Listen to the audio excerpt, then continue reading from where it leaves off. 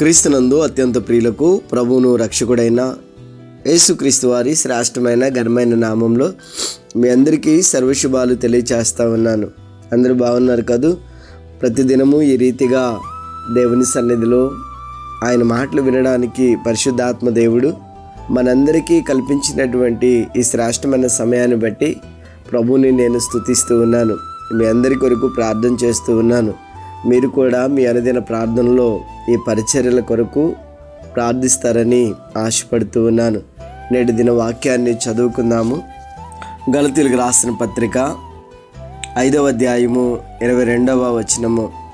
అయితే ఆత్మఫలమేమనగా ప్రేమ, సంతోషము, సమాధానము, దీర్ఘశాంతము, దయాళత్వము, మంచితనము, విశ్వాసము, సాత్వికము, ఆశా నిగ్రహము. ప్రియ దేవుని సంగమా, దేవుని వారలరా, మనము జాగ్రత్తగా లేఖనాలను పరీక్షించినట్లయితే అపోస్తలుడైన పౌలు గలతీకి ఈ ఉత్తరాన్ని రాస్తూ ఉన్నాడు. అపోస్తలుడైన పౌలు ఈ అమూల్యమైనటువంటి మాటలు తెలియచేయడానికి గల కారణం ఏంటంటే, ఆనాటి సంఘము తప్పుడు బోధల వైపు మరల్చబడింది. శరీర సంబంధమైనటువంటి కార్యాల చేత విశ్వాసంలో ముందుకు కొనసాగొచ్చని, విశ్వాసంలో ఫలాలతో కూడినటువంటి జీవితము అక్కర్లేదని, కేవలము యోధా ధర్మశాస్త్ర సంబంధమైనటువంటి క్రియలు ఉంటే సరిపోతుంది అనేటువంటి తప్పుడు సిద్ధాంతం మీద ఆనాటి నూతన విశ్వాసులను భ్రమలోనికి, తప్పుడు బోధల వైపుకు నడిపిస్తున్నటువంటి సందర్భంలో అపోస్తలుడైన పౌలు ఆ సిచ్యువేషన్ను బట్టి, అక్కడ ఉన్నటువంటి పరిస్థితులను బట్టి గలతీ మరియు ఆ పరిసర ప్రాంతాలలో ఉన్నటువంటి విశ్వాసులకు ఈ ఉత్తరాన్ని వ్రాస్తూ ఉన్నాడు. అపోస్తలుడైన పౌలు 5వ అధ్యాయంలో చాలా శ్రేష్టమైనటువంటి సంగతులు తెలియచేస్తాడు. 16వ వచనంలో కూడా ఏమంటాడంటే, నేను మీతో చెప్పినదేమనగా ఆత్మానుసారంగా నడుచుకొనుడి, అప్పుడు మీరు శరీరేచ్ఛలను నెరవేర్చరు. శరీరము ఆత్మకును, ఆత్మ శరీరమునకు విరోధముగా అపేక్షించుచున్నది. ఇవి ఒకదానికొకటి వ్యతిరేకంగా ఉన్నవి గనుక మీరేమి చేయనిశ్చయింతురో వాటినే చేయకుందురు. మీరు ఆత్మచేత నడిపింపబడిన ఎడల ధర్మశాస్త్రముకు లోనైన వారు కాదు. శరీర సంబంధమైన కార్యాలను పరిచయం చేసి అంతటితో విడిచిపెట్టక ఆత్మ సంబంధమైనటువంటి ఫలము గురించి కూడా మాట్లాడుతున్నారు. ఎందుకంటే మనము నడుచుకోవలసింది ఆత్మానుసారంగానే, మనము నెరవేర్చవలసింది శరీర కార్యాలను కాదు, శరీర క్రియలను కాదు, శరీర ఉద్దేశమును కాదు.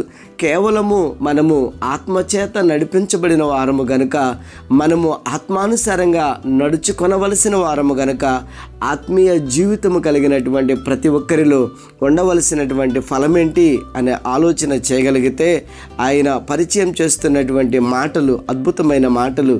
ఆత్మఫలం ఏమనగా ప్రేమ, సంతోషము, సమాధానము, దీర్ఘశాంతము, దయాళత్వము, మంచితనము, విశ్వాసము, సాత్వికము, ఆశా నిగ్రహము. ఇవన్నీ కూడా ఒక విశ్వాసి కలిగి ఉండాలి. ఒక విశ్వాసి తన ఆత్మీయ జీవితంలో ఫలించడి వారిగా ఉండాలి అని పౌలు యొక్క ముఖ్య ఉద్దేశము. ఈ ఉదయకాల సమయంలో దేవుని వాక్యం వింటున్నటువంటి ప్రియ దేవుని సంగమా, ఒక్క నిమిషం దైవ లేఖనాలను గనక పరీక్షించినట్లయితే అన్నీ ప్రాముఖ్యమైనటువంటివే. ఈ 9 లక్షణాలు అమోఘమైనటువంటివే. ఈ 9 లక్షణాలు ప్రతి విశ్వాసి కలిగి ఉండవలసిందే. అయితే సమయం లేదు కనుక నేను కొన్ని మాటలు విశ్వాసం గురించి తెలియచేయడానికి ఈ ఉదయకాల సమయంలో ఇష్టపడుతూ ఉన్నాను. ఈ విశ్వాసం గురించి ప్రభు అయినటువంటి యేసుక్రీస్తు ప్రభుల వారు అనేక పర్యాయములు ఈ విశ్వాసం గురించి మాట్లాడుతూ వచ్చారు. ఒక్కసారి కనుక మరి విశ్వాసం గురించి మనం మాట్లాడగలిగితే, విశ్వాసం అంటే ఏంటో హెబ్రీ గ్రంథకర్త చాలా స్పష్టంగా తెలియచేస్తా ఉన్నాడు. చూడండి, 11వ అధ్యాయము, హెబ్రీలకు రాసిన పత్రిక 11వ అధ్యాయము 1వ వచనాన్ని నేను చదవడానికి ప్రయత్నిస్తా ఉన్నాను. విశ్వాసం అన్నది నిరీక్షించబడి వాటి యొక్క నిజస్వరూపమును, అదృశ్యమైనవి ఉన్నవన్నుటకు రుజువునై ఉన్నది. క్రీస్తునందు దేవుని బిడ్డలారా, ఒకసారి దేవుని వాక్యాన్ని గనుక ఆలోచన చేసినట్లయితే విశ్వాసం అనేది రెండు విషయాలకు సంబంధించినటువంటి విషయంగా మనకు అర్థమవుతుంది. దేని కొరకైతే ఆశతో ఎదురు చూస్తున్నామో, దేని కొరకైతే నిరీక్షణతో ఎదురు చూస్తూ ఉన్నామో దానిని ఒక దినాన మనము చూస్తాము అనేటువంటి నమ్మకమే విశ్వాసము. రెండవదిగా, కంటికి కనిపించనిది ఏదో ఒక దినాన ప్రత్యక్షమవుతుందని నమ్మడమే విశ్వాసము. ఈ రెండింటిని గురించి మనము పరిశీలన చేయగలిగితే బైబిల్ గ్రంథంలో చాలామంది దైవభక్తులు ఈ రెండు లక్షణాలు కలిగి ఉన్నారు. విశ్వాసం అనేది నిరీక్షించబడేటువంటి వాటి యొక్క నిజమైన స్వరూపము, కనిపించనివి ఉన్నవి అని నమ్మేటువంటి ఒక అద్భుతమైన ప్రక్రియ. కనుక ప్రియ విశ్వాసి, నీ జీవితంలో ఇవి రెండు లక్షణాలు నీవు కలిగి ఉండాలి. నమ్మకం వేరు, విశ్వాసం వేరు. నమ్మడం విశ్వాసంలోనికి నడిపించేటువంటి ప్రక్రియ. అర్థమైందా? నమ్మడం అనేది విశ్వాసం యొక్క లోతులలోనికి నడిపించేటువంటి ప్రక్రియ. కానీ విశ్వాసం వేరు, నమ్మకం వేరు. విశ్వాసం అనేది ఒక విశ్వాస జీవితానికి లోతైన అనుభవం. నిజముగా బైబిల్ గ్రంథంలో అబ్రహాము గురించే మనం ఆలోచన చేసినట్లయితే దేవుడు అతనికి ప్రత్యక్షమై అంటున్నాడు, అబ్రహామా, నువ్వు నీ దేశాన్ని విడిచిపెట్టు, నీ బంధువులను విడిచిపెట్టు, నీకున్నటువంటి వాటినన్నింటినీ, నీకున్న వారిని అందరిని విడిచిపెట్టి నేను చూపించే దేశానికి వెళ్ళమని చెప్పాడు. ఆ దేవుడిని ఎప్పుడు చూడలేదు, ఆ దేవుని మాట ఎప్పుడు వినలేదు, ఆ దేవుని గురించి అతనికి తెలియదు. అయినప్పటికీ కూడా అతడు ప్రయాణమై వెళ్ళినట్లుగా అది నమ్మకత్వాన్ని, అతడు విశ్వసించినటువంటి విధానాన్ని తెలియచేస్తూ ఉంది. ఈ ఉదయకాల సమయంలో క్రీస్తునందు ప్రియ దేవుని బిడ్డలారా, మీకు ఒక ఉదాహరణ చెప్పడానికి ఇష్టపడుతూ ఉన్నాను. నయాగరా జలపాతం చాలా ప్రాముఖ్యమైనటువంటిది, ప్రసిద్ధి చెందినటువంటి జలపాతం. ఈ జలపాతాన్ని చూడడానికి ఆయా దేశాల నుండి, ఆయా ప్రాంతాల నుండి అనేక మంది సందర్శకులు ఆ ప్రాంతానికి వస్తూ ఉండేటువంటి వారు.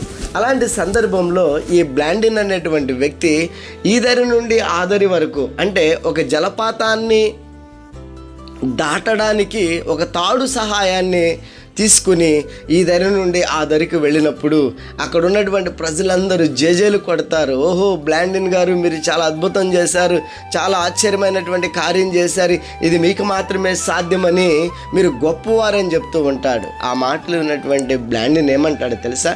మీరు నిజంగా నేను గొప్పవాడిని అని మీరు అనుకుంటున్నారా అని అన్నప్పుడు అవును అన్నారు. అయితే మీలో నుండి ఒకరిని ఆ దరికి తీసుకెళ్ళగలనని మీరు నమ్ముతున్నారా అన్నప్పుడు అలాగే నమ్ముతున్నాం అని చెప్పారు. అయితే ఓ పని చేయండి, మీలో ఒక వ్యక్తి రండి, నా భుజముల మీద కూర్చోపెట్టుకుని ఆ దరికి నేను తీసుకెళ్తాను అని అన్నప్పుడు ఏ ఒక్కరు కూడా ముందుకు రాలేకపోయారు, ఏ ఒక్కరు కూడా సాహసించలేకపోయారు. కారణం ఏంటో తెలుసా? వారు చూచిన దానిని నమ్మగలిగారు, అది వారి జీవితంలో జరుగుతుందని విశ్వసించలేకపోయారు. కనుక నమ్మకం వేరు, విశ్వసించడం వేరు. విశ్వాసం అంటే పూర్తిగా ఆధారపడడం అనేటువంటి విషయాన్ని మనం గ్రహించగలగాలి. ఇశ్రాయేలీలు ఐగుప్తు దేశం నుండి ప్రయాణం వెళుతూ ఉన్నప్పుడు వారికి ఒక అవరోధం ఎదురయ్యింది. ఎర్ర సముద్రము ఎదురుగా కనబడింది. వారు దేవునిని ప్రార్థించినప్పుడు వారి జీవితంలో దేవుడు గొప్ప కార్యాన్ని చేశాడు. ఎర్ర సముద్రాన్ని పాయలు చేశాడు. ఈ విషయాన్ని బైబిల్ గ్రంథం చాలా స్పష్టం చేసింది. మన విశ్వాస జీవితంలో కూడా చాలాసార్లు ఆ మాట చదివాము, చాలాసార్లు విన్నాము. ఎంత గొప్ప విశ్వాసం ఇశ్రాయేలీయులదని మనము జేజేలు పలికాము. అయితే ఒక సమస్య గుండా ప్రయాణం అవుతున్నప్పుడు, ఒక వేదనకరమైనటువంటి పరిస్థితుల గుండా ప్రయాణం అవుతున్నప్పుడు, ఒక కష్టతరమైనటువంటి సిచ్యువేషన్ గుండా విశ్వాస జీవితంలో మనం ప్రయాణం చేస్తున్నప్పుడు ఏ రోజైనా దేవుడు వాటి నుండి విడిపిస్తాడని, వాటి నుండి విడిపించి చేరవలసినటువంటి స్థలాలకి మనల్ని తీసుకువెళ్తాడని దేవుని మీద విశ్వాసం ఉంచామా? ఒకసారి ఆలోచించండి ప్రియ దేవుని బిడ్డలారా. ఈ ఉదయకాల సమయంలో దేవుని వాక్యం వింటున్నటువంటి మన ఆధ్యాత్మిక జీవితంలో దేవుడు ప్రతి ఆటంకాన్ని రూపుమాపి మనలను సురక్షితంగా ఆయన అనుకున్న స్థలానికి తీసుకువెళ్ళగలడు, మనం విశ్వసించగలిగితే. కనుక ఈ ఉదయకాల సమయంలో ఒకసారి ఆలోచించండి. సమస్యలను చూచి భయపడుతున్నావా? ఇలాంటి పరిస్థితులను చూసి భయపడుతున్నావా? విశ్వాసంలో నుండి దిగజారిపోతున్నావా? విశ్వాస మార్గంలో నుండి వెనకడుగు వేస్తున్నావా? ఒక్క నిమిషం దేవుని వాక్యాన్ని చదువు. దేవుని వాక్యము నిన్ను బలపరుస్తుంది. దేవుని వాక్యం నీ ఆత్మీయ జీవితంలో నిన్ను స్థిరపరుస్తుంది. దేవుని వాక్యము నీ జీవితంలో శ్రేష్టమైన స్థితిలోనికి నిన్ను తీసుకుని వెళుతుంది. మీరు విశ్వాసము కలిగి ఉండాలి. విశ్వాసము కలిగి ఉండాలి. విశ్వాసము కలిగి ఉండడాన్ని బట్టే మనం వెళ్ళబోయేటువంటి ఆ పరలోకం మనకు దక్కుతుంది. మనం వేటి మీదైతే విశ్వాసం ఉంచుతామో అవి మాత్రమే మనం పొందుకోగలుగుతాము. కనుక ఈ విశ్వాస జీవిత భాగ్యంలో దేవుడు ఒక విశ్వాసిగా ఉండడానికి ఎంత శ్రేష్టమైన భాగ్యాన్ని ఇచ్చాడు. నువ్వు నిజమైనటువంటి విశ్వాసివైతే నీవు నిరీక్షిస్తున్నటువంటి వాటి యందు నమ్మిక కలిగి ఉండు. విశ్వాసం యొక్క లోతులలోనికి నడిపించబడు. అది నిజమైనటువంటిదే. తాత్కాలికమైనటువంటి లోకాన్ని చూడకు. ఈ శరీర సంబంధమైనటువంటి ఆశలు నెరవేర్చుకోవడం కోసం నీ ఆత్మీయ జీవితాన్ని భ్రష్టు పట్టేలా ప్రవర్తించుకో. కనుక ఉదయకాల సమయంలో భయంకరమైనటువంటి దుర్దినాలలో ఉన్నాము. నెమ్మది లేనటువంటి దినాలలో ఉన్నాము. గనులైనటువంటి సేవకులు ఈ లోకాన్ని విడిచి వెళ్ళిపోతూ ఉన్నారు.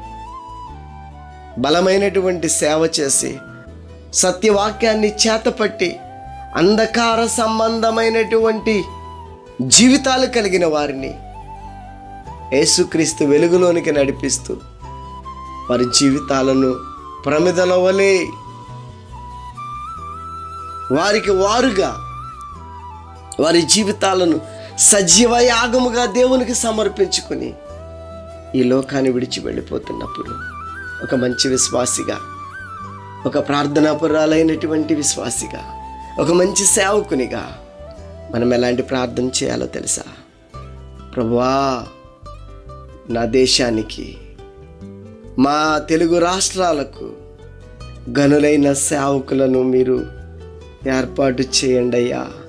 సత్యవాక్యాన్ని సరిగా విభజించగలిగినటువంటి సేవకులను లేవనెత్తు అని మనం ప్రార్థించగలిగినటువంటి స్థితిలో ఉండాలి.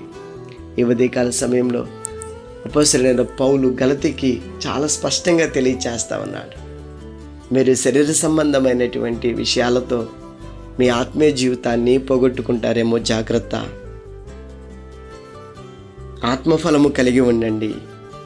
ఆత్మఫలములో 9 లక్షణాలు ఉన్నాయి. ఆ 9 లక్షణాలు కలిగిన వాడే ఆత్మీయుడు అని పరిచయం చేస్తూ ఉన్నాడు. నీవు కలిగి ఉన్నావా ఆ 9 లక్షణాలు?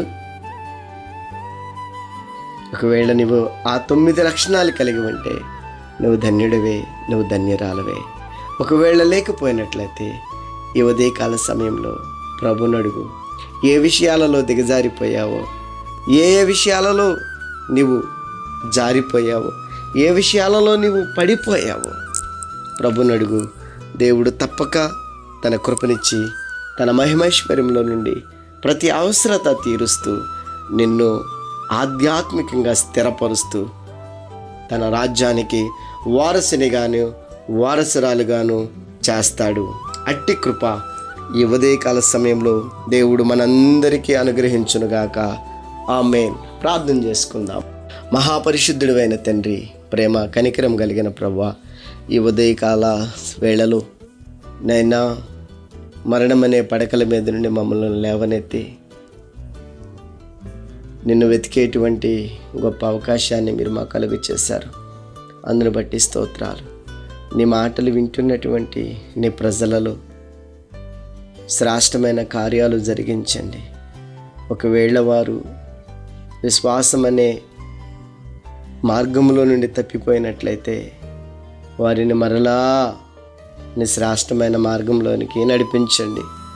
విశ్వాస మార్గంలో నుండి తొలగిపోవడానికి ఏ పరిస్థితులైతే వారిని ఆటంకపరుస్తున్నాయో వాటన్నింటినీ రూపుమాపండి. మా తండ్రి, నీ బిడ్డలందరికీ నీ శ్రేష్టమైనటువంటి మార్గంలో నడవడానికి, నీ సన్మార్గంలో జీవించడానికి నాయన వారి జీవితాలను మీరు బలపరచండి, స్థిరపరచండి. నీ వాక్యం చేత మమ్మల్ని అందరినీ బలపరిచి నడిపించండి. రాబో దినాలలో ఈ పరిచర్య శ్రేష్టంగా ఉండడానికి సహాయం చేయండి నాయనా. రాబో దినాలలో మా పరిచర్యలను దీవించండి.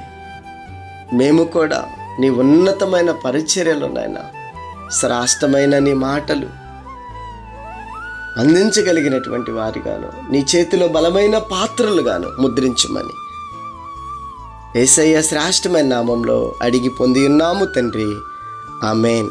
పరమ తండ్రి అయిన దేవుని ప్రేమయు, కుమారుడైన యేసుక్రీస్తు వారి కృపయు, పరిశుద్ధాత్మని అన్యోన్య సహవాసము, ఆయన రాకడ కొరకు ఎదురు చూస్తున్నటువంటి సర్వలోక పరిశుద్ధులకును, ఈ ఉదయకాల సమయంలో ఆయన శ్రేష్టమైన మాటలు విన్నటువంటి మనందరికీ ఆయన కృప ఇప్పుడు ఎల్లప్పుడూ సదా తోడే నడిపించునుగాక. ఆమేన్, ఆమేన్, ఆమేన్. మీ ప్రార్థన అవసరాలు మాకు తెలియచేయండి. తప్పక మీ గురించి ప్రార్థన చేస్తాము. మా address pastor K Shyam Suresh, సర్వోన్నతిని మహిమ మందిరం, కలిదిండి 521344, ఏలూరు జిల్లా. మా సెల్ నంబర్ 9390177778.